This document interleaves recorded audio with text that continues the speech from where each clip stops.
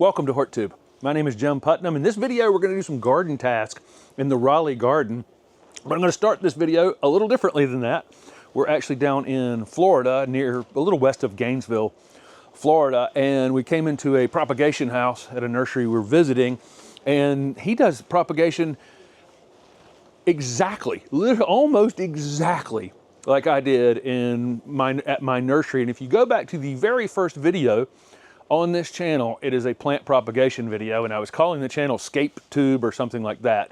And somebody else had it as something, some other online video game thing or something like that. So I changed the name. So when you see the beginning of that video, it says, I don't say welcome to HortTube. But his propagation technique is exactly like mine. I've got an upside down tray on the floor to elevate them up off of the floor so we're not transferring disease, you know, from the ground up, because you can see there's some sand, and people are walking in here. It'll be refabricated occasionally, but you can't help in a farm from walking things into the greenhouse. So walking all this contaminated soil into the greenhouse can cause problems for these. Disease issues can be passed along to these unrooted cuttings where you wounded them, right? You took a cutting off a plant, you wounded it, and then you stuck it in this tray with no roots on it. And then, so it's elevated up off the ground, and then they've taken just amazing cuttings, and then they used the same mist system that I used, which comes on maybe, I don't know how they're running it down here, but usually I would have mine come on maybe once every 7 or 8 minutes for maybe 4 seconds, something like that, 5 seconds. And that's about the interval. Obviously, the interval closes when it's hotter, and you can adjust the interval wider than that on it's cold, cloudy day today, so the mist isn't going to come on quite as much. But you have to keep water on top of these leaves because they don't have any roots. They don't have any ability to get water up into the plant, but they'll root pretty quickly in here. But I just wanted to throw this out before we start a few garden tasks in Raleigh, that I found a place that does propagation exactly the same way that I did. And if you watch the original video from HortTube, you'll see that, and you can see a very young holly walking around in the greenhouse. Back in the Raleigh garden, Holly is out here with us. You'll probably be able to see her in a few things that we have going on this morning. One thing is I'm going to do a little bit of pruning, and we have a couple of plants that we're ready to put in the ground. I'll plant 12 months out of the year, but if I'm putting something in February and we still have like 6 weeks of cold coming, I'm going to make sure that plant is adapted to our area. So both of the plants that'll be going in this video are from this area. They've been outside all winter, and they won't mind the fluctuations. If I go buy something new and it's got a lot of new growth on it, and I bring that home and put it in the ground, that potentially could get some damage on it. One thing about pruning right now is on the weekly garden planner and the Learn to Garden video series, I've added a list of shrubs, and I'm about to do the same thing with trees, vines, and perennials about pruning times. So this is a Abelia, and if you go on that list, if you own the weekly garden planner or the Learn to Garden video series, you go on that list, you look up Abelia, it's in alphabetical order by botanical name. If you look up Abelia, it says prune late winter, early spring. Okay, so that means that this plant blooms later in the summer and can be pruned this time of year. Other things you would not want to be pruning right now because they bloom in a few weeks, and you'd be cutting the flowers off of them, okay? This dwarf Abelia, I'm going to prune a little bit differently than a larger growing Abelia over here that I'm going to show you in just a minute. This one, I basically just find branches that are sticking out from everything else, and I'll chase them down into the plant just a little bit. I could come in here and just meatball this thing, absolutely turn it into a perfect little boxwood type shape. But I prefer to keep a little bit of a shaggy look to it, so it looks a little more natural. And so what I'll get on these is just a branch that will get out a little further than everything else, and I'll prune that off. It's a little naked down here in the front because we had some annuals planted along it last year, and it defoliated the bottom of it, but that's no big deal. That'll fill back in really, really quickly. But basically, this pruning I'm doing on it is just to get it away from the Leanne Clara that are behind it. So I am sculpting the back of it, but I'm not sculpting the front of it. In the front up here, I'm just taking any limb that's sticking up a little higher than anything else, and I'm chasing that down in the plant just a little bit. And at the end of this, it won't appear that I did really any pruning on it. But I will have reduced the size of it just a bit and kept it kind of natural looking. So that I can, in this material, when you're pruning like this, you can just chop and drop it. I can put this right under the plant and mulch itself, or I can come back in under this Leanne Cleara behind it and throw it under there. I can cut it into smaller pieces if I want it neater looking, or it can go in the compost pile, or whatever the heck you want to do with it. But I'm saying that there's no, as long as this plant's not diseased in any way, the material that comes off of it can be its own mulch, or it can be this tree's mulch or whatever. But so that's the general way I'll go through and prune some of these dwarf shrubs that get a little bit of spiky growth on them. And we'll do this, I can do this a few times during the growing season, because here and there, you know, here's a piece right here. It's sticking up, you know, a foot higher than the rest of the plant. So I just go down in the plant a little bit, cut it off a little bit lower than the top of the plant. And again, at the end of the day, it doesn't appear that I've done any pruning on it. I got a much larger growing abelia over there. I'll show you how I do that one. Here's an abelia grandiflora, a much larger growing abelia. These things are so adaptable to so many types of conditions that just amazing to me. They'll take the full sun, they'll take shade, they'll take dry, they'll take pretty much anything we can throw at them. This one on the corner here, it's two things are going on with it. It's got some English ivy growing down at the base of it that I'd really like to ultimately get rid of. Slowly but surely been eradicating it from the garden here, but not all of it is gone, unfortunately. The other thing is I reset pruned this last year. Okay, meaning I pruned it down to about 1.5 feet, and I cleaned up some of that ivy down there. And what happened was it just came back out super wispy because it's in a lot of shade. If it had been in the full sun, I think it would have come out fuller than it did. So I'm not going to reset prune it this year. It's this big wispy thing, and I'd like to have it fuller. It's actually at the corner here that is kind of the backdrop. So it's like it keeps us from seeing all the way up the street, cars parked on the street and everything up here. So we want it to be fuller. I'd like to have it this tall and just be really, really full.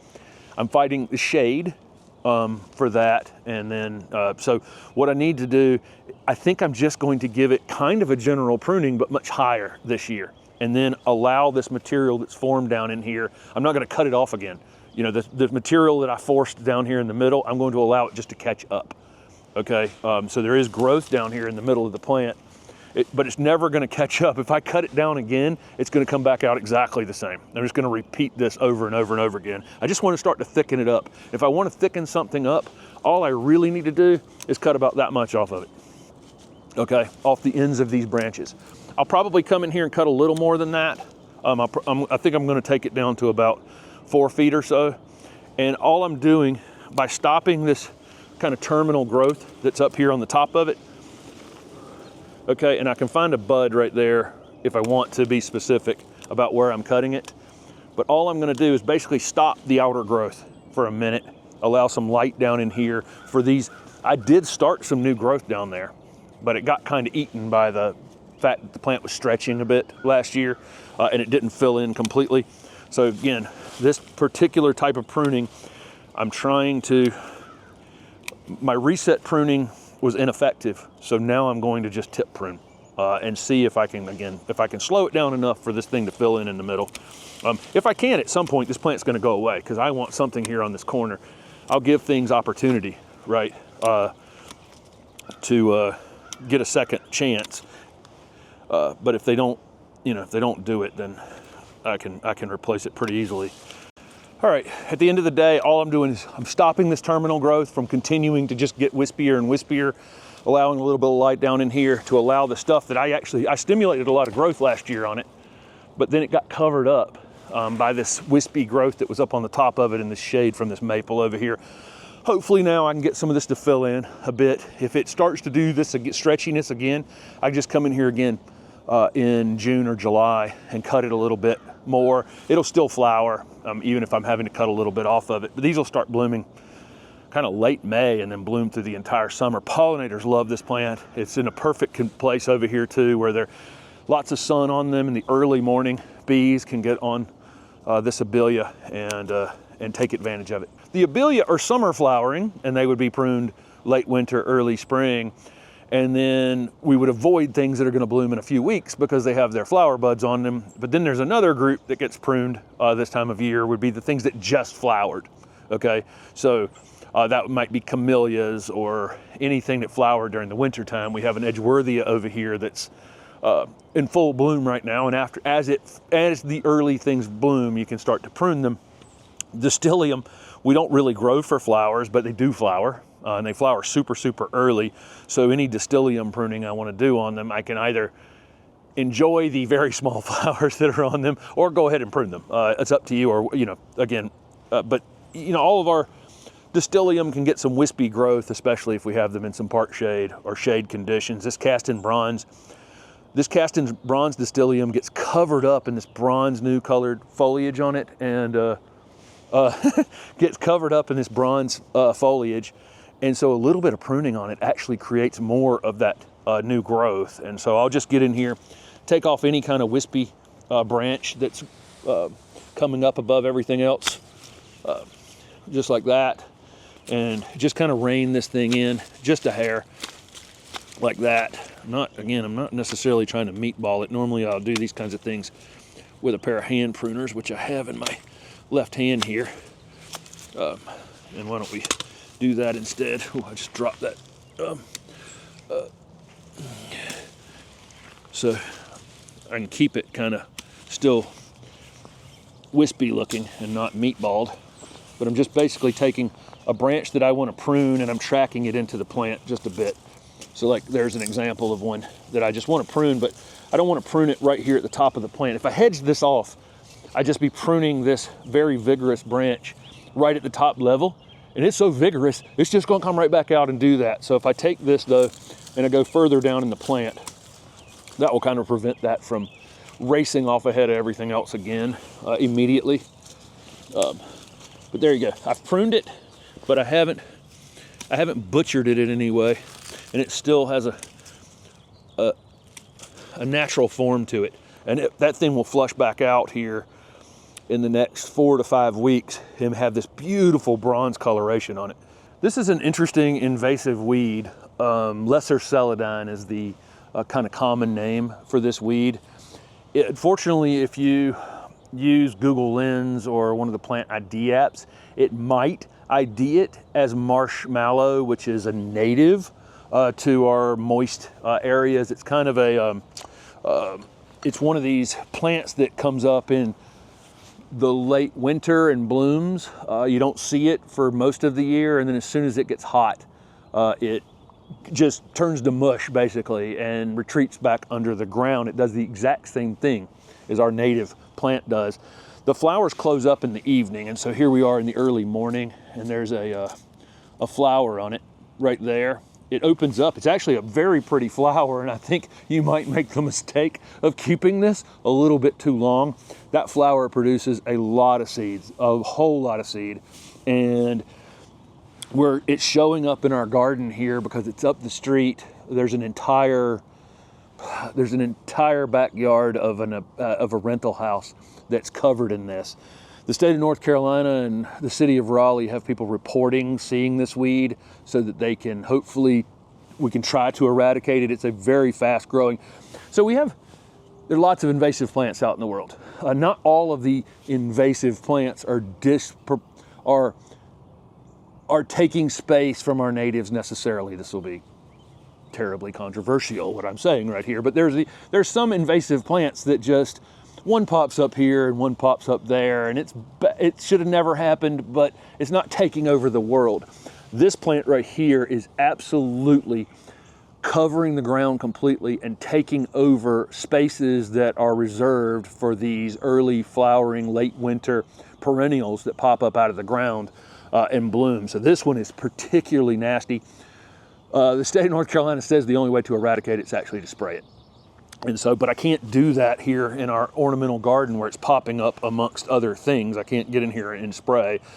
That lot up the street needs to be sprayed, when it's in full flower. Unfortunately, the seed bank, I have no idea. It's been there for years, and every one of these flowers is producing just copious amounts of seed every year. So there's enough seed laying up there to spray it the next 100 years probably and not eradicate it. It has a fairly deep root on it, and I can actually feel that as I'm going down in here. The only way to actually dig one of these out, I want to show you,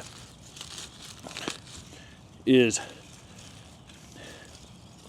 look how deep you'd have to go to actually get this thing out of the ground. Look how deep that is. And it's got all that stored energy down there at the bottom of it. So if you were just to come across the top of it and tear it out, look at all the little stored nodules that are down here at the bottom. You can see that on all of these. Look at that. Isn't that amazing? This plant is particularly nasty. This is one that I'd love to figure out a way to get rid of it out here, but I think it's one that I'm just going to have to come out here every year in the late winter and dig up and get rid of it as much as I can. I'm going to miss a few. Nothing I can do about it, but look how deep I had to dig that thing out of the ground. With any chance, if I tear one off at the top like that, it's 100% going to come back up. So if you see this, identify this early and get rid of it quick. It typically grows in fairly moist conditions, and we've amended this garden quite a bit, so it's a little more moist. You know, this was not a place 4 years ago that would have supported that plant, but now it does. And so I've got like 4 spots here with it, and I just got to get underneath it and bust these out of there. But if you don't get the bottom of that, there's absolutely no way you're getting rid of this weed unless you're spraying it. If it's in a big open space, you know, I don't often recommend spraying something, but this is one that definitely earns the honor of spray it before you lose control. Before you lose control of it. You doing okay, Holly? Okay. This is a big leaf hydrangea or French hydrangea, or Hydrangea macrophylla is the Latin name for this type of hydrangea that's probably traditionally been the most common of all hydrangeas in our gardens until Hydrangea paniculatas came along and have kind of taken over the world of hydrangeas, it seems, in the last few years. This is one that we don't prune coming out of winter because it has its flower buds on it from last season. So if you have to do pruning on your Hydrangea Max, typically it's after they bloom. But there are hydrangeas are weird because they're split into 2 groups. The paniculatas can be pruned right now. The arborescents or smooth hydrangeas can be pruned right now. But the big leaf hydrangeas, the mountain hydrangeas, and the climbing hydrangeas, they're oak leaf hydrangeas, they bloom on old wood, and we don't prune them this time of year. But I will say that you can get in here as they're leafing out. You can come in and kind of clean them up a bit if you need to. If you have a crazy limb on something, prune that off whenever. It doesn't really matter. If I had a limb coming out on this hydrangea and it was 4 feet over that direction or whatever, I just cut that off. I'd go back into the plant a bit, down into the middle of it. Again, when you have a vigorous branch on something, if you cut that vigorous branch just to the edge of the plant, then that vigorous branch is still going to be vigorous and it's going to come out. So anytime you get something that seems more vigorous than the rest of the plant, chase that down in there a little bit, just like I did on that Abelia to start the pruning here in this video. It's just like, if I prune it right to the edge of the plant, it comes back more vigorously again. But here on this Hydrangea macrophylla, I can see that on this branch, everything is dead down to right there where it's leafing out. Can you see that stuff? You see, you got those buds along the stem there. I gave this enough time to find out where this thing is alive, basically, and I'm cutting it right there below that, or just above those where it's branching out there. Nothing up here in the top of this is alive anymore. These buds along here appeared like they were just dead. I think what we had happen in November was that they weren't fully asleep when we got a freeze, and that kills a little bit of the top of the plant. But we're going to get flower buds initiating from those 2 branches along the stem. So again, no general pruning on your Hydrangea macrophyllas. And again, this is on that list on the Learn to Garden video series and on the weekly garden planner. Not to prune these this time of year, but you can clean them up as they're starting to come out of dormancy. Give them enough time. You'll see the growth will start down in the center of the plant, and then slowly but surely these buds will wake up along the stem. At some point, you'll know exactly where you know, where you can prune them at. But I'll just go through here and clean this up down to the living buds along the stem, and it will look much better. Here's one where the whole branch is fine all the way up to the top. If I want to though, I'll go ahead and just slow that one down a bit, okay, from the top. Normally I wouldn't do this, but that branch is so much taller than everything else. If I don't do that, it's gonna look weird later in the season. But, so this is just, don't do any general pruning, but you can clean them up pruning. Once you know. Once you know, you know. Okay. And overall, that's gonna look a whole lot better. Backing up to that lesser celandine, the weed that I just took out in the front garden, definitely don't throw that on your compost bin. Unless your compost gets super, super hot, it'll thrive in your compost bin in all likelihood. If you were gonna throw a weed like that on your compost pile, I'd throw it out on the asphalt or the driveway for a day or two and let the sun just kind of melt it down and kill it dead, and then use that organic material if you wanted to that way. But that's one that you probably want to dispose of, not through your compost, because you potentially be spreading it back out into your garden. If your compost doesn't get hot enough, but there you go. I think that's good. I haven't cut, I haven't cut anything off of here that wasn't dieback material from last year's growth. I've gotten it a little neater looking. If I want to, we leave the leaves here in our garden. I could go down here and clean up a few of these leaves where they've gotten a little thick around it, if I needed to at the same time. This will flush back out and bloom beautifully in May-ish here in Raleigh.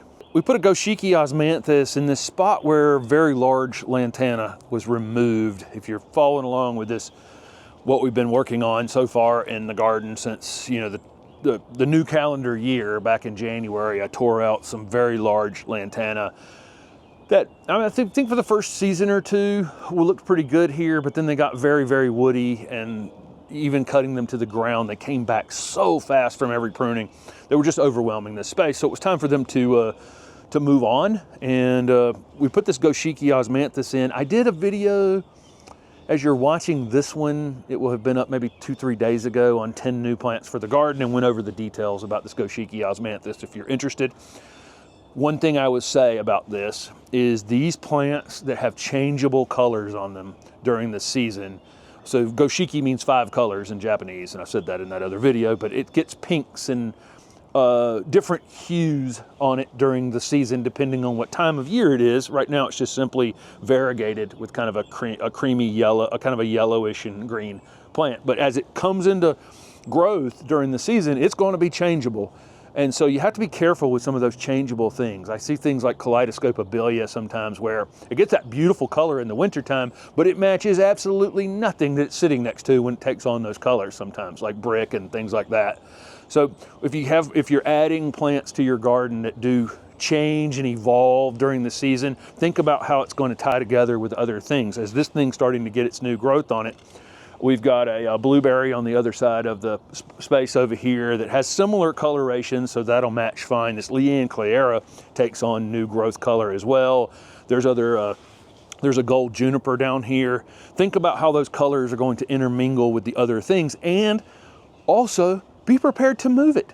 You may find that as this thing flushes out in the spring, it's not going to match the things that you've put it around, as it changes and evolves during the season. It's okay to pop something out of the ground, especially since it's very newly planted like this. This one had been in this container for a long time. It was a clearance plant that we got from Logan's here in Raleigh that Steph picked up, and it had been in this container for a long time, so it was very root bound. So I did pull at those roots quite a bit before I stuck it in the ground. But this will be a good addition to this space. This is a plant, we could manipulate it at this height for the next 20 years, or we could allow it to creep up here to 5 or 6 feet over the next 20 years. It's totally up to us. And I think it's a good spot for it. But again, I'm prepared that of not necessarily making a mistake, but finding that something you put in somewhere doesn't ultimately match the space that you've put it in, and I'll move it. We have this native red bud, likely had come up from seed originally. It's actually about to bloom. We were down in Florida this past week, and they were already in full bloom down in the Gainesville area. And then southern Georgia as well, they were starting to bloom. This one's about to come into full bloom. Unfortunately, it's in the process of dying. And this was one of the few things that was original to this project, is this big, beautiful red bud, but we've lost a main branch on it last year of the 3. It kind of has a single trunk at the bottom, and then it had 3 main branches. One of them went last year. I've pruned a lot of other dead material out of here, I suspect, and I can already kind of see it up there as it starts to come out. It's got some more dead in it that I'm going to have to prune. That I'm going to have to prune back again. And I think over time we're just going to lose this thing. Otherwise, this space will be quite sunny, and I expect in time this spot is going to be quite sunny for some portion of the year. And already this direction over here, where this big branch came off last year, is already quite a bit more sunny in this spot. With all that said, I planted the Clematis armandii, another plant that was in the that was in that 10 plant video the other day, along the fence here. And I might come in here and put some sort of cable about this high above this chain link fence and allow this vine to really get up here about this high and allow it to grow across here like this, because we sit in the screen porch over here, and it could create a border here for us. This path gets so narrow, this side of the house, there's only maybe 5 feet between the house and the property line. So if I have a path and a gate, I don't have enough room here to grow something that's super tall without eating up my path or blocking the gate or whatever. So I think I'm going to use this evergreen clematis as my screen. Works very well for that. Recommended a lot of times in consultations to use vines in super narrow spots like this, evergreen vines, as screening. But again, I think it's going to take a season or 2 for it to really get its engine going. So it's not like I need to rush into this to build this tomorrow. I don't think it'll do a whole lot of growing this year. I mentioned in the video, the 10 plant video, that clematis are something you can plant deeper in the ground to keep their roots shaded. I'm not going to really have that issue here. The roots will be plenty cool, and I'll get the leafy growth up here in the sun and the roots down here in the cool. It's kind of like most vines are that way, right? They grow in the wooded spaces or along the edge of the woods. Their roots are in the shade, and then they grow way up the tree or whatever and put their top of the plant in the full sun.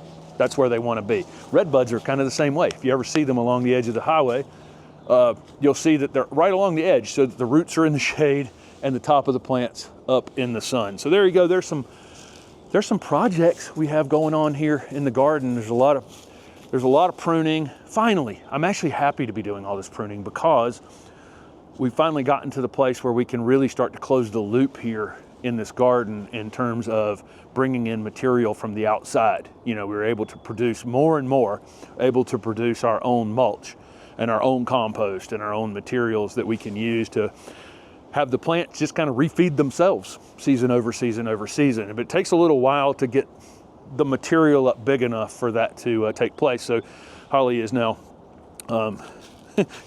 she's center screen as always. Again, she's 16 for those of you who don't know her. She's in the first video that's ever been on this channel, and she's probably been in 800 since, but she's definitely slowing down, but still living her best life out here in the garden. What do you guys have going on in your gardens? Let us know down in the comments section below. Thanks for watching.